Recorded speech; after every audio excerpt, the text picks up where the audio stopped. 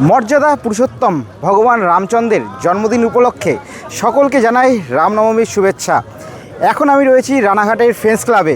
বিগত 9 বছরের মতো এবছরও কিন্তু সাড়ম্বরে রানাঘাটের ফ্রেন্ডস ক্লাবে পালিত হচ্ছে রামনবমী। আজকে 26শে এপ্রিল। আজকে কিন্তু এখানের যে পুজো সেটা শুরু হলো একেবারে 2রা এপ্রিল অবধি। এই যে পুজো এবং পুজোকে কেন্দ্র করে বিভিন্ন সাংস্কৃতিক অনুষ্ঠান, ধর্মীয় যে অনুষ্ঠান সেইগুলো চলবে। আর 2রা এপ্রিল বিকেল 4টের সময় আছে বিশাল বড় শোভাযাত্রা। মাথায় রাখবেন 2রা এপ্রিল বিকেল 4টের সময় এই যে ফ্রেন্ডস ক্লাবের মাঠ, এখান থেকেই কিন্তু রথ যে সহযোগে সেই শোভাযাত্রা বেরোবে। এখন পুরো যে পুজো মণ্ডপ, সেই পুরো পুজো মণ্ডপ আপনাদেরকে ঘুরে দেখানো যাক, তার সাথে সাথে ভগবান রামচন্দ্রকে দর্শন করানো যাক। জয় শ্রীরাম। এই হচ্ছে পুজো মণ্ডপ, অসাধারণ হয়েছে প্রত্যেক বছরের মতো এই বছরেরও পুজো মণ্ডপ। দেখুন, এই হচ্ছে সামনে মহাদেবের মূর্তি রয়েছে, তার ওপর রয়েছে ভগবান রামচন্দ্র। আর একটা জিনিস দেখাই, একেবারে ওপরেই কিন্তু দেখুন চাঁদ, আর তার নিচে এই যে পুজো মণ্ডপ, এক কথায় কিন্তু সব মিলিয়ে অসাধারণ। আর এই পাশে কিন্তু এই কদিন ধরে বিভিন্ন যে ধর্মীয় অনুষ্ঠান আর সাংস্কৃতিক অনুষ্ঠানগুলো হবে। আর এখানে ডান দিকে হয়েছে বাসন্তী পুজো, একবার দেখাবো।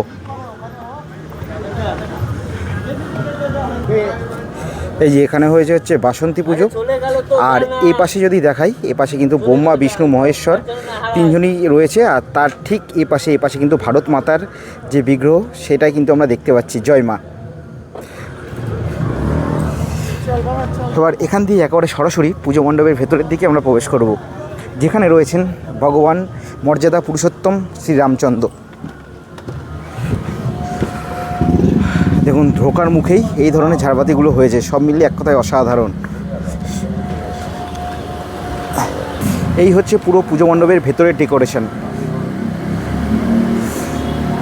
উপরের দিকে দেখুন কাছের মতো কিছু স্ট্রাকচার দেওয়া হয়েছে, এই যে তার জন্য জিনিসটা আরও বেশি করে ফুটেছে। তাছাড়া কিছু ছোট ছোট ঝাড়বাতি হয়েছে, সব মিলিয়ে সুন্দর। এবার একেবারে সামনে গিয়ে ভগবানকে দর্শন করার পালা।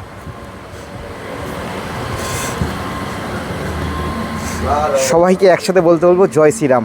এপাশে যেমন আমরা দেখতে পাচ্ছি বজরংবলী রয়েছে, আর তার ঠিক পাশেই মর্যাদা পুরুষোত্তম শ্রীরামচন্দ্র। জয় শ্রীরাম, জয় বজরংবলী।